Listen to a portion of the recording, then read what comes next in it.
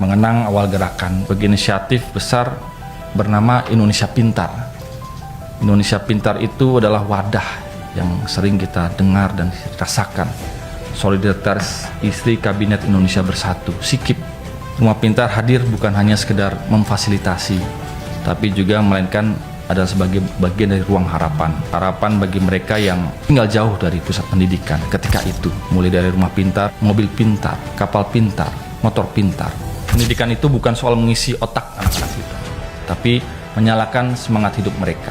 Kami melihat rumah pintar bukan sebagai proyek, tapi sebagai sebuah peninggalan. Dan ini adalah sebagai aset bangsa. Dan saya yakin Pak SBY juga menghadiahi bangsa Indonesia ini dengan anggaran pendidikan sebesar 20%. Dan itu adalah komitmen kebijakan nasional yang digunakan.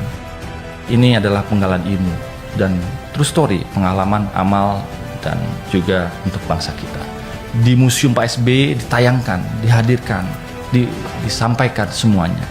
Sehingga itu adalah bukti nyata dari apa yang dilakukan selama 10 tahun setidak-tidaknya dari ibu-ibu SIKIP di Indonesia. Bangsa yang besar tidak dibangun oleh gedung-gedung tinggi saja, tapi oleh akal budi warganya yang tinggi.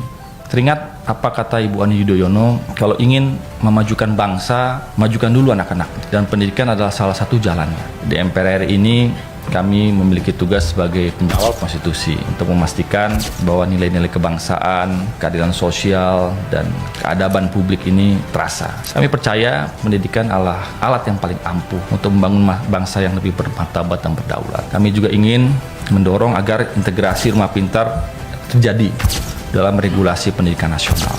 Kami juga ingin terus mengawal penguatan peran komunitas pendidikan dalam sistem negara. Dan juga yang ketiga, kami ingin melakukan dukungan terhadap kolaborasi lintas lembaga. Pertemuan ini menandakan bahwa jejak-jejak almarhumah masih bisa dirasakan, setidaknya melalui Ibu Oke, melalui Ibu Widodo, Ibu Ina.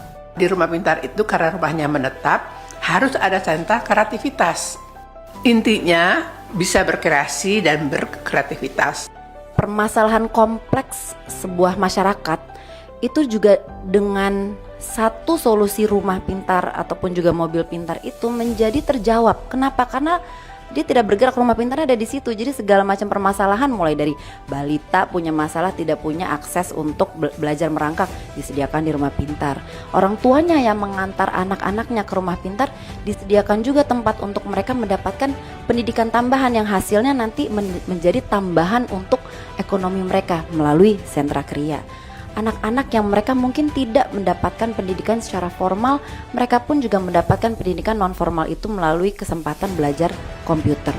Jadi merupakan satu solusi untuk segala masalah masyarakat, khususnya masalah sosial.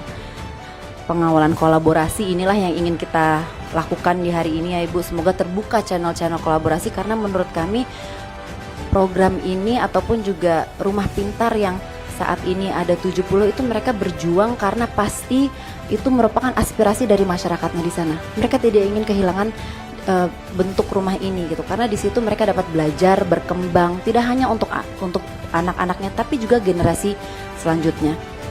Pintar ini harus kita jaga, karena rumah pintar sebagai rumah harapan, sebagai rumah semangat, dan juga sebagai rumah masa depan Indonesia. Terima kasih tulus kami ucapkan sudah menjadi bagian dari kehidupan yang mencerdaskan bangsa dan pada saatnya dapat memajukan kehidupan ini.